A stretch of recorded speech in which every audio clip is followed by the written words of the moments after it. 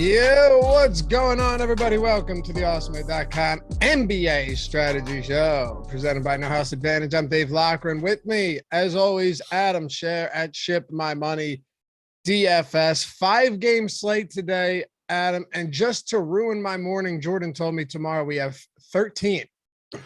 Oh, that'll be fun on March 30th. It's going to be awful. I might skip that slate. Oh, man, it's going to be rough. 13 games. I mean, Live Before Lock's going to be – I'm glad I'm not on it. I don't do Wednesday night shows, but Live Before Lock's going to be worse than any of them. Yeah, it's going to be awful. I like the deeper dive. Well, the morning show is going to be tough because you're going to have 100 guys where you're like, yeah, I don't know what's going to happen here. And then deeper dive is going to be kind of the same thing, except you'll start getting some news. And then Live Before Lock's just going to be a mess. Yep, but we'll be here for it. Hopefully you will too. Anyway, happy to have you guys with us. Hit that thumbs up if you haven't done so yet. Subscribe to the channel. Are we at 74.9 yet, or are we still getting there? Jordan said it's 11. Not that that's a whole lot better. Oh, you told me. How do you miscount 2 earlier? 1, I understand. It was an over exaggeration, but I didn't really count them. Okay. Normally, when you're going to over exaggerate, you use a number that couldn't actually be true. Well, also, there's no real such thing as an over-exaggeration. You're just exaggerating. Yeah, it's just an exaggeration, yeah. You know, exaggerating is already, overemphasized, maybe embellishing a little bit, but miscalculation sounds about right. So it's 11, Jordan? Okay. All right. We're good. And by the way, I always forgive you for any miscalculations early because it's early out there on the West Coast. I got you. Early on the East Coast. We're less than, can you give me our exact subscriber count, Jordan? We're less than 100 away from 75,000. Less than 100 away, thanks to you wonderful, fine people. So hit the thumbs up. We got, 29 of them right now. Subscribe to the channel if you haven't done so yet. And, of course, hit join down below if you want to get free super chats each month, the custom emojis, those sweet badges that you see in chat. They are gnarly. And we'll always prioritize your questions and comments along with our Discord members. And, of course, we'll do some cool stuff like we just did the March Madness bracket and hopefully a lot more stuff down the road. Okay, so we got 94 to go. I like it. And we will see if people subscribe because it'll pop up on the screen. So we're watching you. 5 games, though, Adam. So let's enjoy this one. What do you say? Yes. So I have a question for you that I was just thinking about unrelated to basketball. Shoot. What'd you say? I like this. What is the shortest distance that you will Uber instead of walking just because you don't feel like walking? That's real tough for me because you live in the city and I don't. So not much is in walking distance for me. Okay. Yeah. All of the bars are within, all of the bars are within 2 to 3 or 4 miles, which isn't bad. Right. But for me, it's 2 to 3 to 4 blocks. Right. But definitely not walking distance. Walking there, you might be like, hey guys, this is a good idea. Get a little cardio in before getting hammered. Walking back, no, not happening. Yeah. So the reason that it was on my mind is that I'm viewing an apartment later, and it's literally 2 blocks from me. It's also 30 degrees outside, and when I booked the appointment, I'm like, oh, this is good. I'll get a little cardio in. I'll walk, take the long way, end up there, and then I looked at the weather and was just like, I don't want to do this. Wait, how far is it? It's 2 blocks. Yeah, no, you're walking. I am walking. I was hoping you were going to tell me I could get an Uber, but no, I'm going to walk. But that is absurd. I was never going to actually Uber. It did make me think about the question though, because there are times where I'm like, oh, that's easily walkable, but it's you'll be fine. I walked my dog for 1.5 miles in a squall yesterday, so you'll be fine. Not intentionally. Did not know it was coming. I did get a couple alerts on the phone, but around here, it's always like, yeah, sure it is. You know what I mean? Never actually happens. The obvious follow-up to that, too, is when you're getting DoorDash or Uber Eats or whatever. I know when I first moved in, there was a pizza place literally 1 block from me, but I didn't realize it was 1 block from me. And so I got it DoorDashed, and the guy brought it and was just like, dude, really? Yeah, that's tough. I mean, and then if you have to look him in the eyes. Right. I paid $115 for an Uber last weekend. One way. And not in the city? What's that? And you weren't in the city, so it wasn't like it was like surge pricing. No, well, I was coming from Philly at a Okay. comedy show. Oh, Oh okay. man, it was hilarious. I had this Haitian driver, and like he was a big Trump guy, but he didn't know that because he's like, we need Trump back in office, and he didn't. So he puts on like Trump videos on YouTube, but didn't know, no idea that all the Trump videos he was playing were anti-Trump videos. It's all like MSNBC stuff. And he's like, I love this guy. I'm like, this is what you listen to love this. It's hilarious stuff. But yeah, I was in the Uber for over an hour with that guy. Fascinating stuff. Are you someone that talks to your Uber drivers? Because I will have all out conversations for the entire ride with them. I like to get to know these people. I do everything I can to avoid talking. I figured. I like it. I mean, like if I'm drunk, obviously I'm more talkative and I just feel bad for them at that point. But like if assuming I'm sober, like if they talk to me, I'll talk to them. I'm not like the asshole that's like putting my headphones in mid-sentence.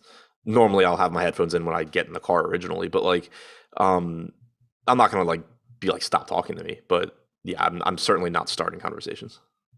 Dude, two Ubers ago, I had a guy that was involved in Arab Spring, and his stories were amazing. Like, because a lot of these guys are immigrants, and Right. they have amazing stories. They really do. Yeah. Like, if you actually now, some of them you just don't want to talk. Some of them are miserable. But I think now that like COVID subsided a little bit, because I don't even have a mask when I get in, and sometimes I wonder if they're not going to take me. But I haven't had anyone say a single thing, so I think everyone's starting to loosen up a little bit. Yeah, so the last time I Ubered was when I was in Nashville for the final, and there was one Uber that didn't care about masks, and then I think every other Uber still pretty clearly wanted us to wear them. Yeah. Well. But it worked out because the one that didn't care about masks was the one where my mask broke as I went to put it on to get in. And then I was like, okay, cool. Don't even need it. Yeah, but I don't know if Trump hates Haitian people. He just called Haiti a shithole country and hates Haiti. But no, look, all I know is these people are interesting. And I don't blame you for not wanting to talk to them. Yeah, no, they are interesting for sure. I bring my AirPods just in case, like you Right. know what I mean? And I always, like, you have to feel them out first. That's the thing. Like, I'm not just diving into a deep conversation with someone that I have no interest in talking to, but a lot of the guys that have come from interesting places, you learn some stuff from them. You know? Yeah, so you're just like, hey, where are you from? And then when they're like Nebraska, Always. you just put your AirPods in. Never mind. Right, yeah. Yeah. All right. Let's talk some basketball. But the answer to that question is, to your question, if I lived in the city, would it take me longer to Uber there than walk? Sure. You know what I mean? I typically I judge a lot of it by weather. Like me and my buddy went to the strip club 4 blocks up from me for my birthday, and it was like 28 degrees or something. So we just got the Uber for the 4 blocks. We walked back because we were drunk and didn't feel the cold. But going there, we were like, okay, yeah, it's too cold. We're not doing this. Right. And by the way, I'm not getting into politics. I was completely joking about that. It was a funny story. Somebody that still wears masks. People that want to get in Ubers where the driver says, I'm not driving you if you don't put a mask on. That's different. Yeah. What I'm saying is I'm not doing it intentionally. I just don't remember them anymore. If you lived where I live, you wouldn't remember masks, and you wouldn't remember to bring a mask with you. You just wouldn't. I'm just now getting to the point where like I don't feel like I'm forgetting something if I don't have a mask, because Baltimore City, like all of Maryland got rid of like mask mandates like a long time ago. Baltimore City just did it March 1st. So like I still am just now getting to the point where if I walk out my front door without a mask, I don't feel like I'm like, oh shit, like I forgot my wallet. Exactly. Yeah. So anyway, you better walk to this showing. Yeah. I'd say walk a couple extra blocks too. I thought you were getting addicted. Adam told me he's getting addicted to walking. I am when it's nice. And he walked not like when it's 0.7 miles. I went 1.5 the next day. That's when I was late. Okay, that's double. I messaged Eric. I'm like, hey, I'm gonna be late to record the injury report video because I was walking and I forgot to turn around. You're a walking he's junkie now. He's like, that is such an obscure excuse that I actually believe you. And he's like, because I would have just assumed you were lying and you were at a bar somewhere, but I actually believe you. You forgot to turn around. That's great. It does feel good if you get a nice brisk walk-in, but it's just, Yeah, there's a difference we got between an brisk Arctic and blast though. The past, it's so cold out right now. and you have to remember I live on the water too, so like it's Even windy as colder. hell. Yeah, the wind. Oh God, yeah. But I it's got to be so. It's got to be a super nice walk in the spring and summer and fall though. Yeah, it's really nice when it's not really cold. I took the long way. I drove somewhere yesterday. When I came back, I took like the semi long way from the parking garage and walked down by the water. And like as soon as I got down there, I was just like, this was a stupid idea. I should not have done this. It's so windy. No, yeah. Like walking on the beach right now, it would be a horrible experience. So Yeah. I don't blame you, but yeah, man. All right. Chicago, Washington. Want to dive into this? Yeah, I guess. I was We only trying to got put it 5 off, but- games today. So, one thing real quick. So we have this is pretty cool. And I will tell you up front that I would never even talk about something like this if I thought it wouldn't benefit you guys. Like I don't have interest in that. And I would fight it, but we have an MVP program right now where if you text MVP to the number that we're putting up on the screen, you're going to have opportunities to get exclusive Awesemo discounts. And I think you'll like this. The first crack at beta testing new tools and features on the site at awesemo.com. So that's pretty cool, right? And I know we have a couple things, one specifically in the works that you guys have asked for before, that people have talked about, that is probably something we've been missing for a while now, that you'll have an opportunity to take advantage of, and you'll automatically be entered to win a year of Awesemo Plus Platinum. So Jordan, there's something in the description too, right? Or you can just text that number. Yeah, or just text that number and get in on it. But yeah, the Awesemo exclusive discounts, but the fact that you get an opportunity to be a beta tester on some of these tools that we're going to be rolling out shortly, it should be enough in its own right to check that out. All right, let's do it. Yeah, Sean said working out is a must if you play DFS, helps with the mental. Working out's a must if you work from home too. Like I've learned that. I just feel, I honestly do, Adam. I feel exponentially better now than I did before. Yeah, I agree. Like I don't work out nearly as much as I should, but when I do, it's night and day. Like for me, going out, like going to a bar, it's not even about like going out to drink. It's just about getting out of the apartment. And so like that's important, but like you can't just drink constantly. So like the exercise part is helpful too. Well, and you're a few years younger than me still, but like you'll start to feel the joints tighten up and stuff when you're not moving around and you're sitting in a chair all day. It's not good. It's not good. But yeah, Brandon, exactly. You work from home, you got to do it. I try, even if I just make like 35, 45 minutes to lift and then take the dog for a decent walk, I feel good. Plus you get that dopamine hit, and I can't use anything else for that anymore. That's what I'm really chasing, man. It's never going to be the same as the other good stuff, but it's a decent alternative for the time being. And then you feel good the rest of the day if you do it in the morning. It's an odd thing. For sure. And I agree with Sean about the DFS part too. Like working out just helps or exercising in general just helps to clear your head. Sure. Yeah. Running is the worst. You're a psycho. Didn't you and I talk about this the other day? Yeah. Yeah. I'll never be a runner. Nope. It's not in my chemical makeup. I can't, it's not in the DNA here. I can't do it. And that's been since I was a kid. Like me too. I used to choose sports. Like I never played soccer mostly. Well, I played like when I was young, really young, but like I never pursued soccer mostly because I just didn't want to run. Like, yeah. I'm good. I'll go play baseball. Like, I mean, I played basketball, but like, yeah, I played hockey my whole life. I'm not running up and down a field for 90 minutes. Right. I played hockey my whole life because one push is like 15 steps. Right. You know, no. And I believe, Tony, that like the runner's high exists. The problem is how long it takes to get that high. I told you I hit it once and I was like, oh, this is what they were talking about. And then it was just like, I'd still never want to do this again. Wait, you're telling me I got to run 6 miles to get here again? I'm good. Go down to a bad spot in Baltimore, fix that up in maybe 15 seconds. All right, Chicago. What's the worst spot of Baltimore right now? West side. West side? Yeah, I mean, the West, it's kind of all bad unless you're on the water. But the West is the worst, I think. And then like East side, like a couple miles from me is bad. You ever go down there? No, I mean, you kind of have to, depending on if you're going east of the city, you kind of have to drive through, but no. Was The Wire actually filmed in West Baltimore? Yeah, it was think filmed in it East was. Baltimore. Most of it was filmed in East Baltimore, Okay. which is also not good. Like, so in The Wire, Marlowe is from East Baltimore. Oh, okay. The Barksdales are from West Baltimore.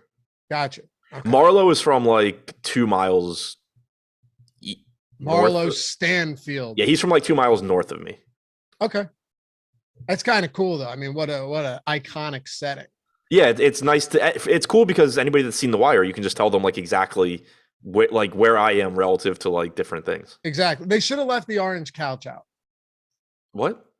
The orange couch. Like they should have just left it in whatever that wherever it was. The orange couch. Mean the couch that was in like the courtyard of the projects? Yeah.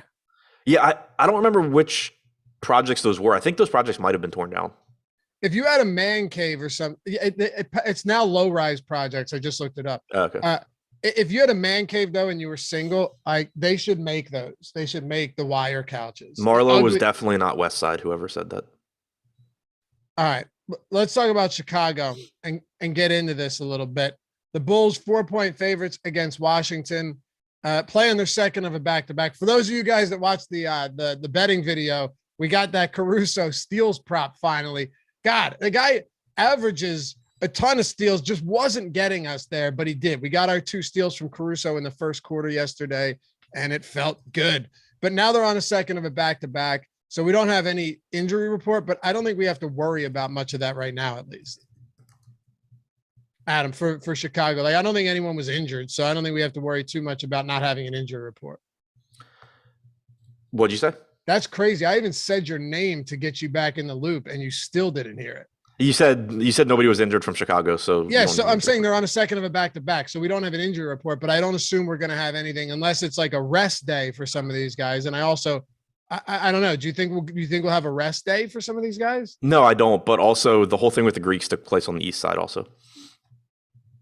Oh, you okay? Focus. We're 20 minutes in. I am focused, just not on basketball. That is your weakness. Anytime we get talking about the Wire, that's your rabbit hole right there, especially since you're in Baltimore.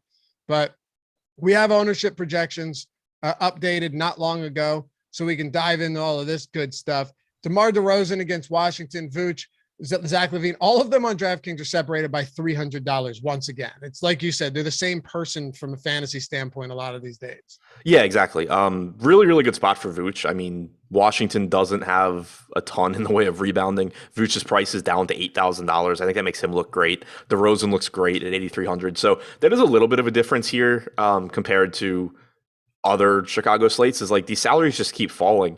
And so you combine that with a 5-game slate and they just look even better. So I still think it's kind of the same thing where like Vooch and DeRozan, I think, are the top 2, followed by LaVine slightly behind them. But you probably also just get a little bit less ownership on LaVine than those guys. So all 3 of them end up looking really good in tournaments. SW said, Adam couldn't tell you 3 movie stars, but if you mess with him on The Wire, it's this baby. It's true, which is funny, though, because he didn't even watch The Wire until like quarantine or something. Yeah, I've seen it like 2 or 3 times now, but I hadn't seen it for the first time until probably 2020.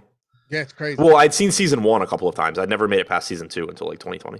It is my favorite series ever. I mean, and I'm so glad they haven't tried to bring it back. You know, I'm so glad they haven't done any of that shit. The director is working on something over here right now. I don't know what though. I can't imagine it would be silly to bring. Yeah, I don't think it's like a reboot or anything. I think it might be like a tangentially attached type thing. Like I didn't love the ending, but the new Dexter ending was horrible too. So we disagreed on that one. Oh yeah, you liked the ending, right? Yeah. I guess I didn't dislike it as much as Strafford did. He hated it. But I thought there were some huge holes in the story. I agreed with that. Yeah, he hated it big time. But yeah, whatever. Do you think outside of the big 3, though, for Chicago, we should be really looking at anybody? Wait, Marlowe was from the West Side. I'm an idiot. But maybe I'm thinking there were scenes that were filmed like 2 blocks up from me. Maybe. That might be because I know like you can do like a Wire tour around Baltimore. And I would do that. You can I specifically remember it being like the corner where Marlowe always hung out is like here, and it's like 2 blocks up for me. But they probably meant where it was shot. Well, maybe it's when they took over that part of the city. Didn't Omar come in and or Marlowe? Forget it. But like, we got to get into this, dude. Prop Joe was definitely East Side, so like that's what I was confusing. Like there were all the scenes where they're working together. How did Cheese die? Well, and then Prop Joe died. What? I said, and then Prop Joe died. No, how did Cheese die? Oh, I don't remember. I don't remember either. I liked Prop Joe, a real businessman. Yeah. A real businessman. A lot of respect for that fella. All right. Outside, though, of the big three for DeRozan, Vooch, and Levine, do you want to get to anyone? Like any interest in Caruso or DeSunmu or anyone? Not really. I mean, Caruso at 5,300, I think looks okay, but nothing special, I don't think. You know, Porzingis is someone that is getting some solid run right now. He's played 32, 32, 32, and 31. One of those games was the second of a back-to-back. Usage looks fantastic right now. You're getting pretty solid production from like this is old school Porzingis before he started playing alongside Luka Doncic, and it's pretty exciting to see. I mean, yeah, his price is probably appropriate, but on a 5-game slate, I'm pretty interested in him today. Yeah, I'm right there with you. Like he's playing more as well. He's got every opportunity in the world to put up big numbers with this Washington team. Since he joined the team, he's averaged 1.44 DraftKings points per minute, has a 30.8% usage rate, about a 16% rebounding and assist percentage. Still only 8,500, not a bad spot for him. I'm very interested in Porzingis here. Okay. Oh, that's right. Yeah, Slim Charles. Slim Charles was the man. Loved Slim Charles. Killed him. Yeah, Cheese never shut up. He didn't. All he did was run his mouth. And eventually, well, we know the end of that. Satoransky took over the starting lineup gig from Raul Neto, who went from starting to like not even in the rotation. So Satoransky's price is not all that crazy in this spot. What's the spread on this game right now? They're 4-point dogs, 223 total. Do you think Satoransky makes sense at 4,100 today, given that he hasn't been great from a per minute standpoint, but he has been the primary ball handler and he's played 29 and 30 minutes in back-to-back starts? Yeah, the minutes have been good for him. The point you made about Neto not even being in the rotation is a big deal because we weren't really sure 2 games ago when he moved into the starting lineup. Were you going to see Satoransky just sort of take over the Neto role and split 48 minutes with Ish, or were you going to see some weird 3-man guard rotation where nobody looks good? But we've seen Neto essentially kicked out of the rotation, and Satoransky, 4,100, not quite as cheap as he had been, but he also has small forward eligibility on DraftKings in addition to point guard eligibility, so that's useful. He's averaged 0.84 DraftKings points per minute this season. From what we've seen in those couple of games, you're likely to get upper 20s to 30 minutes from him. So I don't think it makes him look like a priority, but it's definitely a useful value piece that you can get to. For sure. Washington's actually kind of interesting today. I mean, I don't know if there's any guys you're going to fall in love with, but Kispert, Avdia, Rui Hachimura, are all of these guys kind of role pieces like that we can just spread around on a 5-gamer? Yeah, I think so. And that's kind of what we've seen from Washington recently anyway, is just that they have these relatively cheap pieces that don't look like top tier values, but that you can still mix in. Denny Avdia has been playing really, really well. He's 5,100. He's playing good minutes off the bench, normally getting up around 28. Not a priority, but still somebody you can get to. Same can be said for Kispert at 3,900, for Rui at 46. If you're not playing Satoransky, you can use Ish Smith as a pivot. There's just a lot of guys that you can get to. Even, Daniel Gafford, I used him in the 2K single entry the other day at like 3,500. Not that you're expecting him to ever have a massive game, but still got like 24, 25 DraftKings points. And you'll take that. Milwaukee and Washington. This is fun, man. When Giannis and Embiid go up against each other, you can get some fireworks. And we saw that last time out. Right? We saw that for sure last time out. I think the only time maybe they faced each other multiple times this year and Embiid was only in for one of them. But the last time they faced each other, both of these guys went insane. Giannis 32, 11, and 9. I think Embiid had 42 points in that game as well. So it should be fun in Philly. You've got Harden, you've got Middleton back from Milwaukee. If nothing else, this is a really fun game to watch. Bucks are 1.5 point dogs, 228 total. I got to say though, again, in a spot like this, it is, it's not narrative driven because Giannis is always a good play, but I love when he's going up against somebody like Joel Embiid because one, it should be a competitive game. Giannis should get his full allotment of minutes. That's what I want to see. He's also, on a 5-game slate, the type of guy that can rip off 80 plus on any given night. There's just not a lot I don't like about him today. Yeah, I'm there with you. And the big thing for me is just that this is likely to be a competitive game. Two of the best teams in the East, or at least one of the best teams in the East, and a team that people like to pretend is one of the best teams in the East. Couldn't avoid that, but it should be. I don't really even deny what you're saying. It's a 2-point spread. Giannis looks very good at 11-7. You do have plenty of other payoff options today with Luka facing the Lakers, with the Brooklyn guys facing Detroit, but it makes Giannis look very good. I think that there is likely to be enough value that you can get there, even with it only being a 5-game slate. So I do like Giannis quite a bit. Yeah, exactly. And last game where the team that you believe is not one of the best teams in the East, when they beat the Bucks, Giannis played 39 minutes. So am I saying he gets to 39 minutes? No, but I think, 36, very, very, very live in a spot like this. I mean, I would be surprised if anything else. I don't disagree with you. The Sixers aren't there yet. They're not there yet. I mean, and I don't think they will be this season, but I still like this. I still like pieces of this game. I mean, specifically Giannis for Milwaukee, specifically Joel Embiid for Philadelphia. Nothing about James Harden coming to Philly, and we can get into the rest of Milwaukee, but if we can hit it on both sides, because there's not going to be a ton from Philly. Nothing about Joel or Harden coming to Philly outside, and you and I talked about this a lot, outside of the decrease in assist rate and assist opportunities has really hurt Embiid because he's still playing big minutes. And he's just getting some easier buckets now around the basket from James Harden, where before you didn't have a quality passer. Yeah, exactly. So, I mean, to round out Philly, or Milwaukee rather, I don't think there's a whole lot else. If you land on a 5-game slate, if you land on a little bit of Middleton or $4,200 Lopez, that's fine. But you should get Portis going back to the bench here.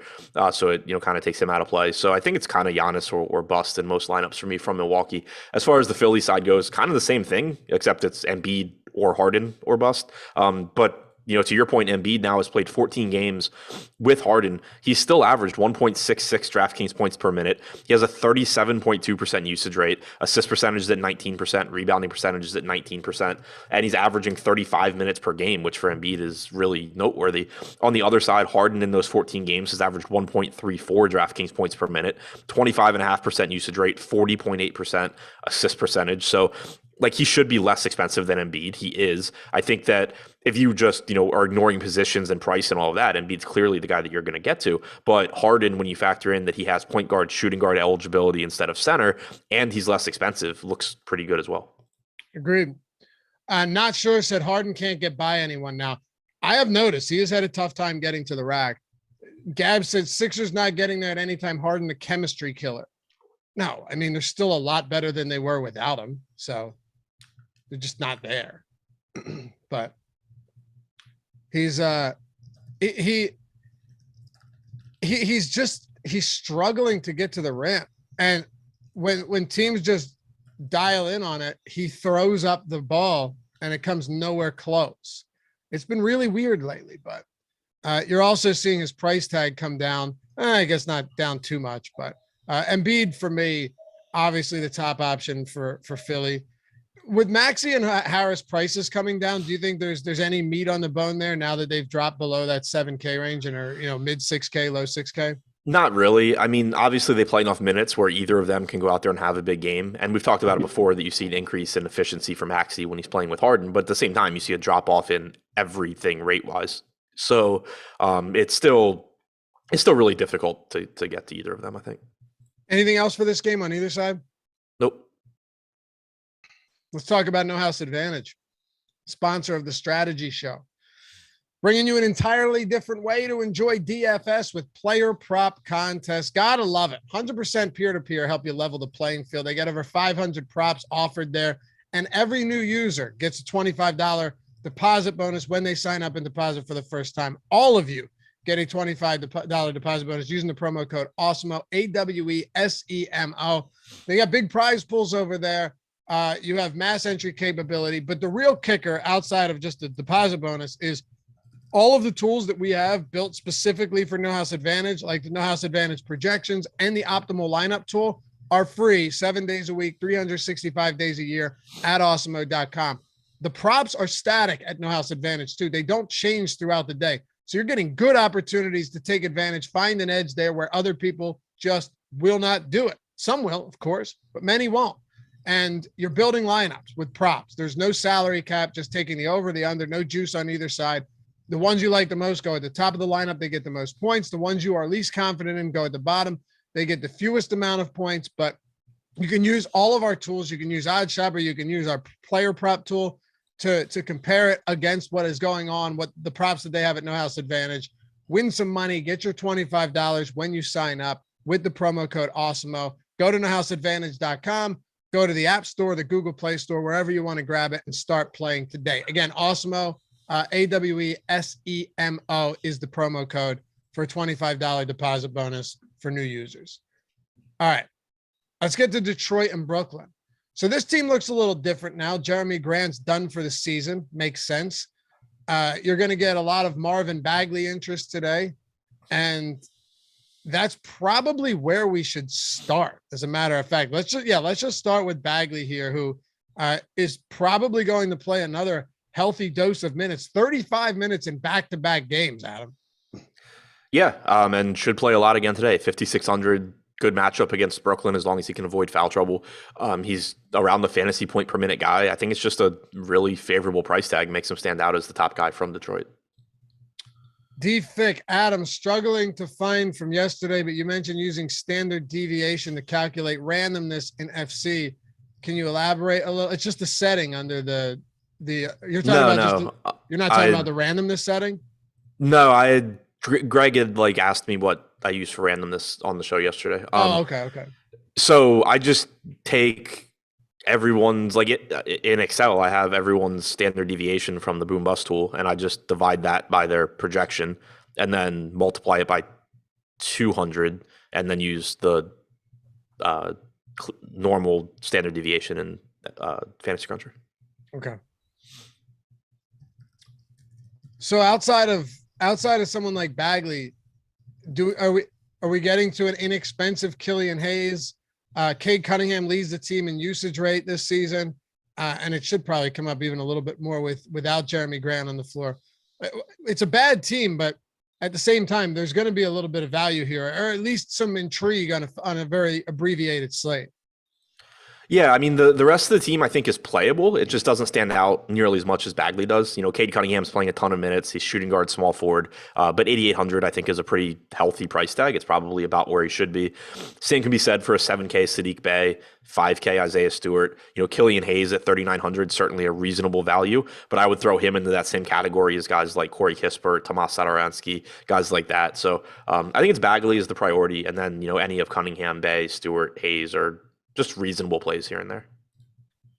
Just to back up for 1 second, Sadiq Bey, if he really is only 7% owned, I know he's not super cheap, but 7K flat. That is pretty intriguing for tournaments on a short slate. Just knowing that while he's not the type of guy that is always going to pop off for big games, with Jeremy Grant off the floor, we've actually seen some pretty solid performances from him this season. That does seems like it's probably appropriate ownership, but from a tournament standpoint, it's pretty interesting. Yeah, Bey is really difficult for me to just talk about or quantify, and he has been all year long. It's just sure. Anytime Sadiq Bey has one of those games, I just assume I'm going to lose because I don't have him. Because even if you take Jeremy Grant off the floor this season, Sadiq Bey's numbers aren't anything special. It's just that He's averaged 0.96 DraftKings points per minute with a 22.1% usage rate Right. without Jeremy Grant on the floor. It's just that there's there's Cunningham, but outside of Cunningham, there's nobody else really offensively on this team that can take over a game.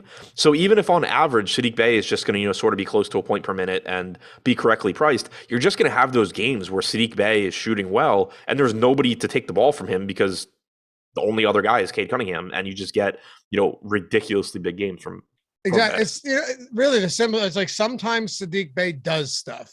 You right. just don't know when it's going to be. Like I talked about it with Golden State the other day with Wiggins, where it's like he doesn't necessarily look a lot better when Steph Curry is out, but if you get the game where Andrew Wiggins is making shots, there is one less guy to take shots from him. Like when Steph Curry is in, Steph Curry is not going to just turn the offense over to Andrew Wiggins.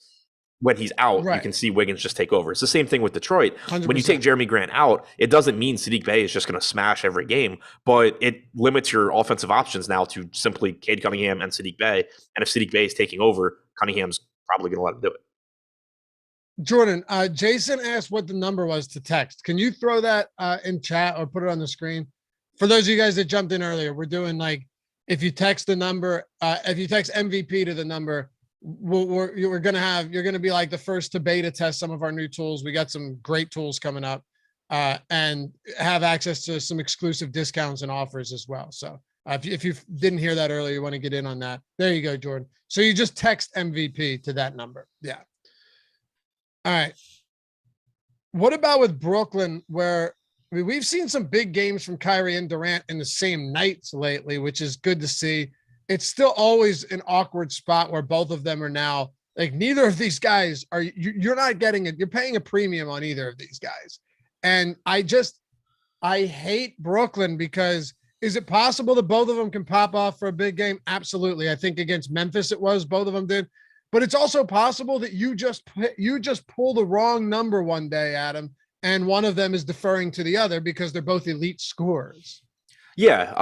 The nice thing is that you do typically get them at a little bit lower ownership because they just don't project quite as well. Durant doesn't project quite as well as Embiid. Irving doesn't project quite as well as Harden, and he's more expensive. So you do get lower ownership on those guys, which can be really nice in tournaments. I mean, they're both still capable of going for a million fantasy points. But in terms of prioritizing them, it's really difficult just because they're expensive. They have to contend with each other. They just don't project as well as guys like Giannis, Embiid, Harden, Luka. That's kind of the problem. And LaMarcus Aldridge was what? He was like available to play last game, but didn't play. I don't think he ended up playing, right? No, he didn't. So he's not on the injury report, which means that everybody else who, how many minutes do you think Aldridge plays? So he didn't play at all last game. No, that's what I said. But he was available according right, to and they just played Claxton. Yeah, according to Nash. Yeah, so I think it's a pretty risky spot because Drummond is cheap. So like you potentially get a really good game from Drummond. Like he's 5,500. Last game he closed. He played 31 minutes. He just used Claxton as the backup. If Aldridge comes back and just replaces Claxton, then you're probably looking at something like 26 to 28 minutes maybe for Drummond and the rest going to Aldridge. But where it could get really dicey is if they start running a 3-man center rotation.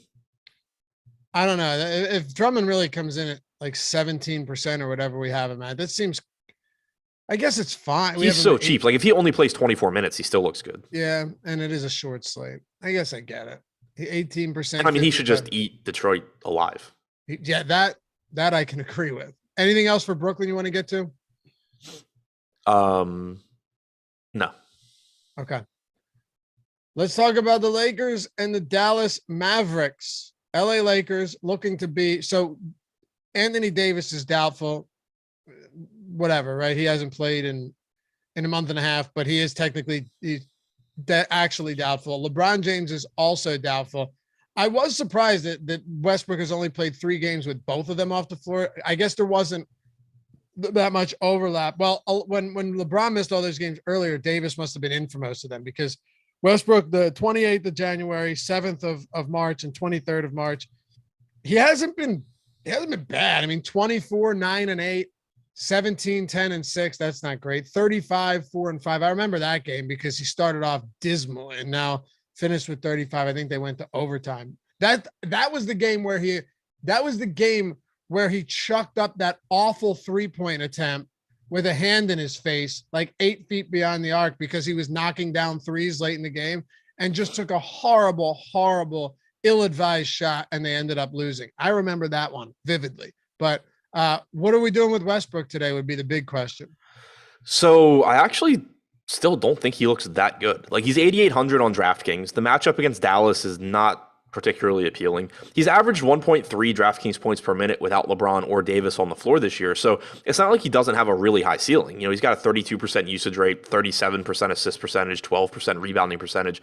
But at the same time, there's just a lot of other options that look good too. So I think paying attention to the ownership on Westbrook will be really important because that ceiling is really high. Right now, we have him projected for about 15% ownership, about 13% chance of being optimal. So pretty much coming in where he probably should be. But if that ownership comes down a little bit, then I'd be more interested. But I'm actually kind of surprised that he doesn't look better to me at 8,800 than he does. I think you're right, though. I mean, we're only showing him at 14% ownership. Do we have the boom bust tool updated? I'd be curious to see where we do. Yeah. Okay. Did you just mention his optimal score? Yeah. Ah, okay. Sorry, I was pulling a you. It's so frustrating when your host just doesn't listen to anything you're saying. Oh yeah, isn't it awful?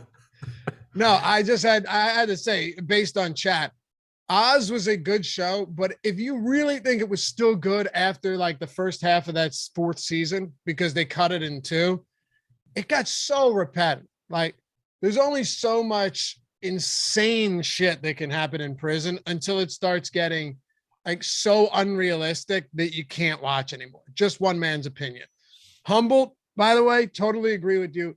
Anyone that has not watched Band of Brothers or The Pacific on HBO, they have no idea what they're missing. 2 of the greatest miniseries I've ever seen in my life. You ever see either of them? Nope. Dude, watch The Pacific first. Outstanding. Is it like about the ocean? Or I'm sorry, watch Band of Brothers. What did I say? The Pacific? I meant watch Band of Brothers first. There's somebody in that's like in something big. Yeah, now, right? from what was the one where Claire Danes was horribly annoying? Homeland? Homeland. I couldn't watch it because of her. She just really? I liked Homeland. Oh, she was awful. I mean, like, she was good, but she just annoyed the hell out of me. I had to stop after a couple seasons. But yeah, he's also in Billions. Damian Lewis. Is that his name? I don't know. I think so. Damian something. Is it? The British guy? Dude, they're all British. Yeah, it's Damian Lewis. It is. You would be shocked how many of these people are like Australian or British, and you had no idea until an interview. Yeah. Like entire casts of shows. But yeah, that was I gotta watch 1883. Brett, is that the prelude to Yellowstone? If so, I love Yellowstone. Rip is the man. He is a boss. You watch Yellowstone? No, I've heard it's good. It's one of those. I don't like the name of it. So what about Deadwood? Did you watch Deadwood? No, you tried to get me to watch Deadwood. I watched the first episode a couple times and gave up. Are you the one that won't do Westerns? Yep. Deadwood's awesome. Awesome. That was one where like they had all these, and it was like budget and financial quarrels, and they just canceled it after 3 seasons. And then they brought it back in a movie form to wrap things up. Good stuff, man. Yeah, I just couldn't get into it. Too many old people. You had a Chinese guy that would just go, cocksucker. All right. What do you want to do at the top with like that? I mean, you're talking heavy ownership on guys like Stanley Johnson and Dwight Howard today. Yeah. So Stanley Johnson at 3,300 is really cheap. It's still Stanley Johnson, but he should get a lot of minutes. He's averaged 0.72 DraftKings points per minute without LeBron or Davis on the floor. Kind of just a spot where like you're not you're not excited about getting the Stanley Johnson, but he's going to open up some other stuff for you. Same can be said for Dwight Howard. Same can be said for a 4K Wenyen Gabriel. He at least has, some fantasy upside. He's only played 89 minutes without LeBron or Davis, but Gabriel has averaged 1 DraftKings point per minute. Howard's at 1.08 and doesn't have a bad matchup here against this Dallas front court. So I think all of those guys, as far as values go, look pretty good. Melo at 4,600, certainly fine as well. 0.9 DraftKings points per minute. Monk is at 0.92 DraftKings points per minute. He's a little bit more expensive at 5,200, but certainly still somebody that could play a bunch of minutes here.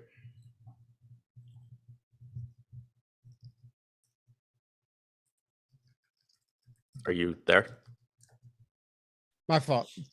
Not sure. So, Love, you need a podcast where you just recommend movies and TV shows. So at the beginning of quarantine, me and DC and Dean and Big T were all in like a group message on Twitter. We were going to set it up and we talked about it, like some ideas, and then just never revisited it. It was just never materialized. But I would love to do something like that. Just a bullshitting podcast, get into some good shows.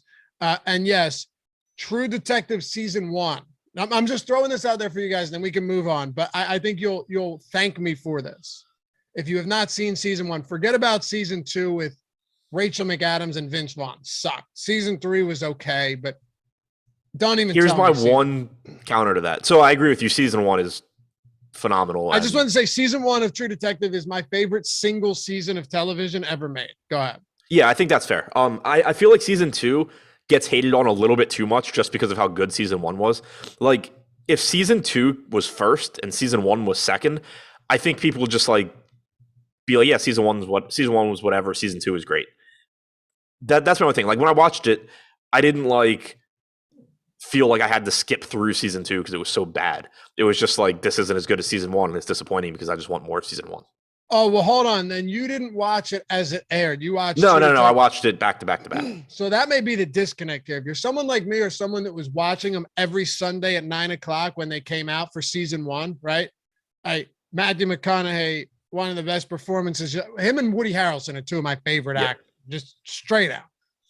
So when you've waited all that time for season 2, sure, I think it's a lot more of a letdown, right? Right. Whereas I was going in, people had already told me, like, you don't even need to watch season 2. Like, it's awful. So I'm going in like, okay, how bad is this going to be? And then I'm just like, whatever. It's fine. Right. But if you waited, like, however, I think it was a few years to come out, you definitely would have been. Yeah, I can see that.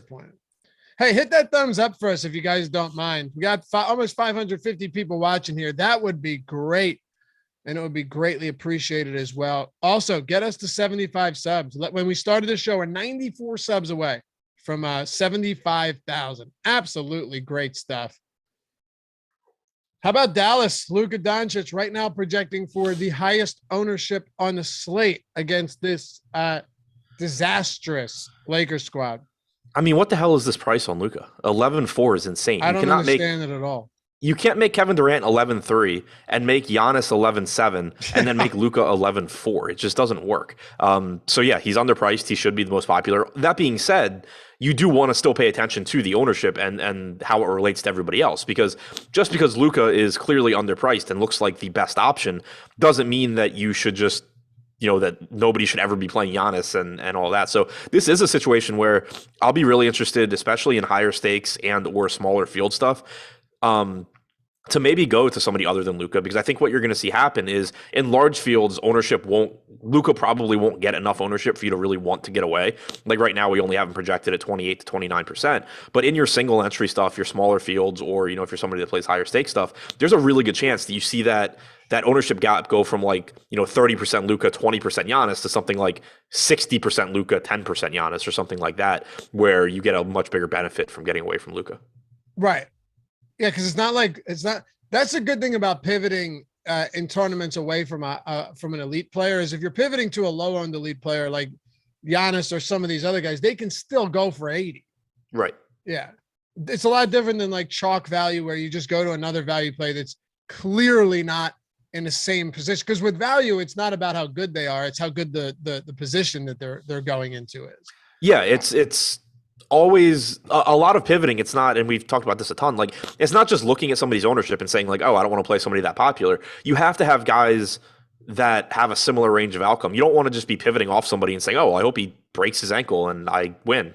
Like, that's not going to happen that often. But if you can find, when you're talking about top end guys, there's just almost always going to be reasonable pivots. Yeah, Luka projects better than everybody, but it's not going to shock you if Giannis beats him. It's not going to shock you if Durant or Kyrie or Embiid or Harden beat him.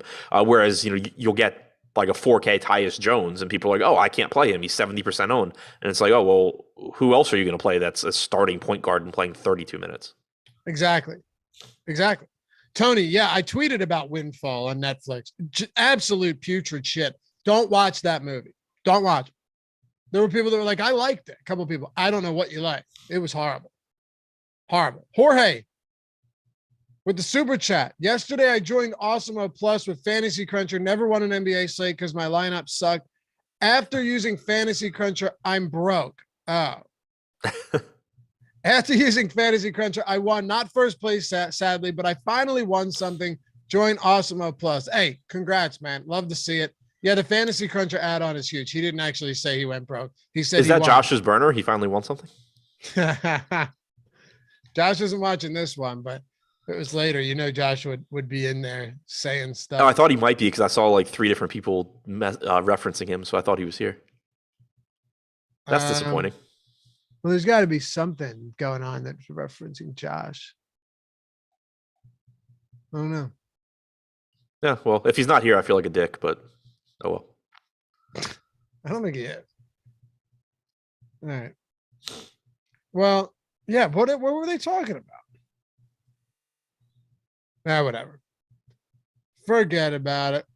Maybe they're talking about Russ, maybe.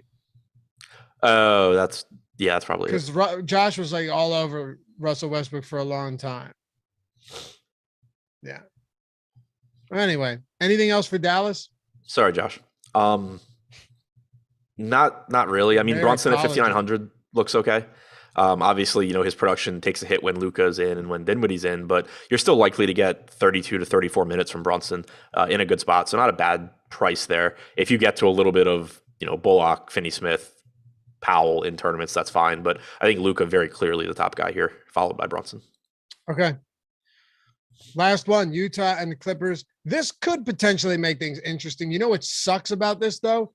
You have 2 7:00 games, you have 2 7:30 games, and then a huge gap, and then an island 10 o'clock game where Rudy Gobert is questionable, Bojan Bogdanovic is questionable. And to make matters even more insane, Adam, Hassan Whiteside's already out. Azubuike's out too, right? Yeah. So now who's getting the minutes here at center if, let's say, Rudy Gobert sits? Yeah, I mean, so we got the blueprint at least somewhat last game, which is nice. Eric Paschall. So last game you had Bojan out, you had House out, you had Gobert, Whiteside, Azubuike out. You also had Greg Monroe inactive. Greg Monroe could be there today, which can just change all of this. I don't know if you would start. I don't know if you come off the bench, but that is news to keep an eye on. But last game, you got Eric Paschall and Hernan Gomez starting in the front court. Paschall played 26 minutes.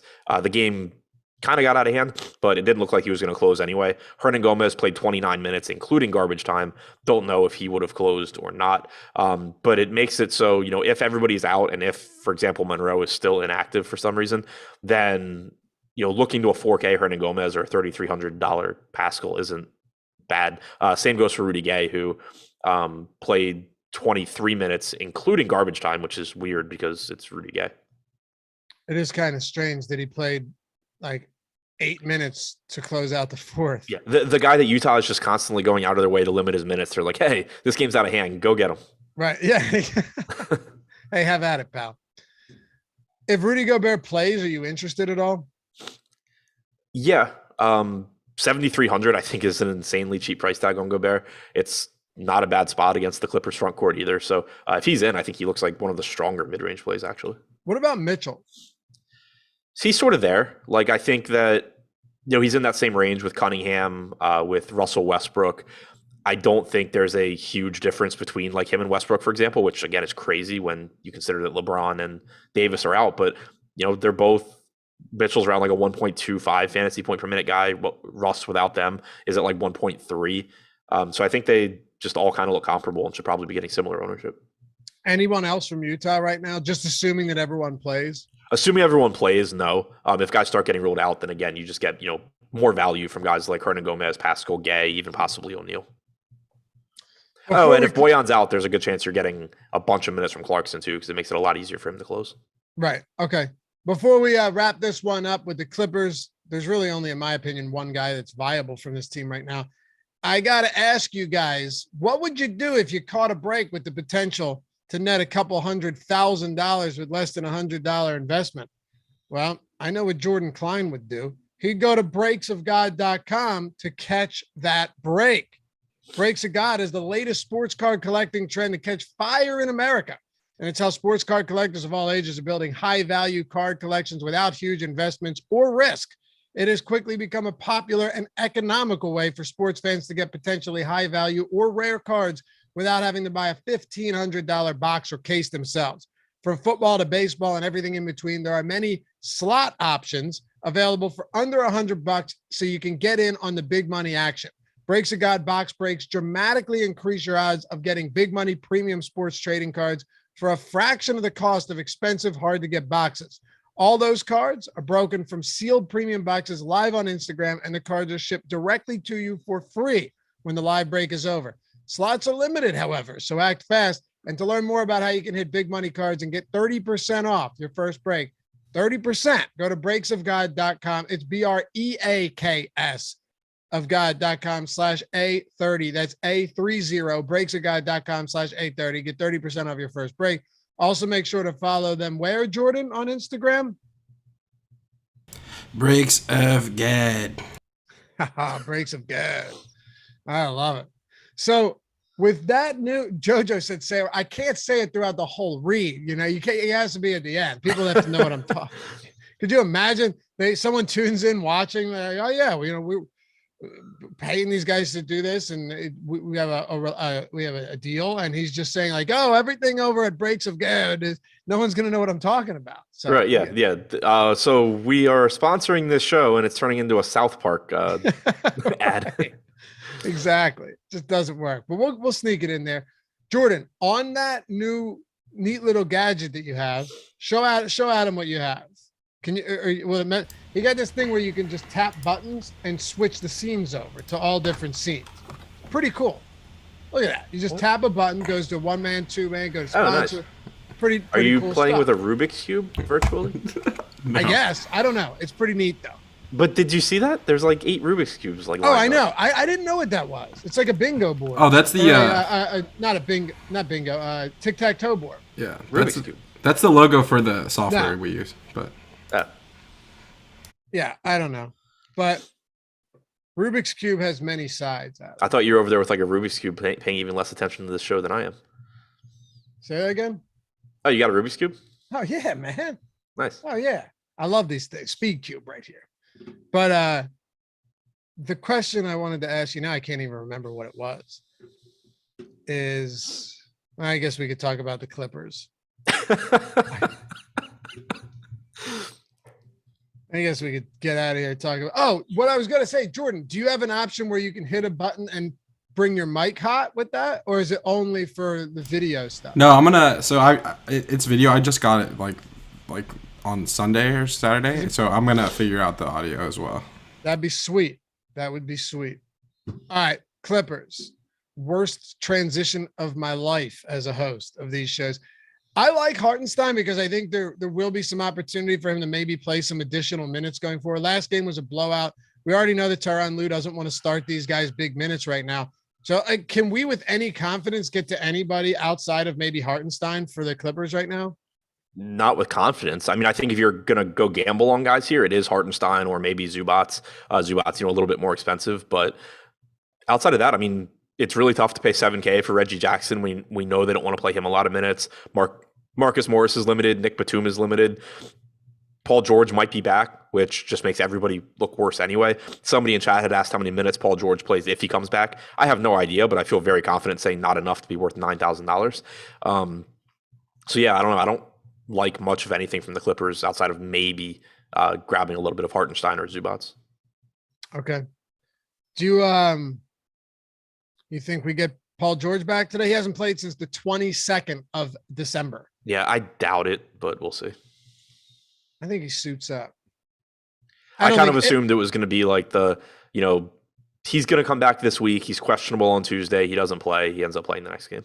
It doesn't even matter at this point. No, it doesn't matter at all. I mean, it kind of matters, I guess, in the sense that like the Clippers guys look slightly less bad if he doesn't play, but they still wouldn't really be guys. I just meant like, I don't think he comes back and plays a lot of minutes, even if he does. And these guys already aren't all that appealing. Hartenstein's kind of interesting though, just because he's a good per minute producer. And I think at least for tournaments, you could see maybe some additional run tonight, but that's all I got.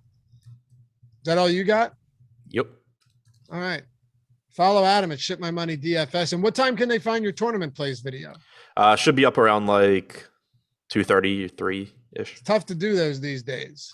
It's extremely difficult to do those these days. Certainly is. Find my betting video. I do top NBA bets, a lot of props. We had some sides in there yesterday as well. Over on the Odd Shopper channel, that drops around 2 Eastern every day, and everything else over on the Odd Shopper channel.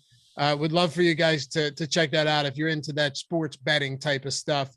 Follow me at Laffy_D. Shout out to our boy Jordan Klein, as always, for producing today's show. And we'll see you back here tomorrow. But until then, you can play it. You can play it. Keep it going. Until then, you have the PGA Strategy Show at 1 o'clock. You have the NHL Strategy Show at 2. You have the No House Advantage Strategy Show at 3:30. Then Locks Before Lock at 4:30. Deeper Dive at 5. Live Before Lock NBA at 6. We're here all day. Hang with us. Peace.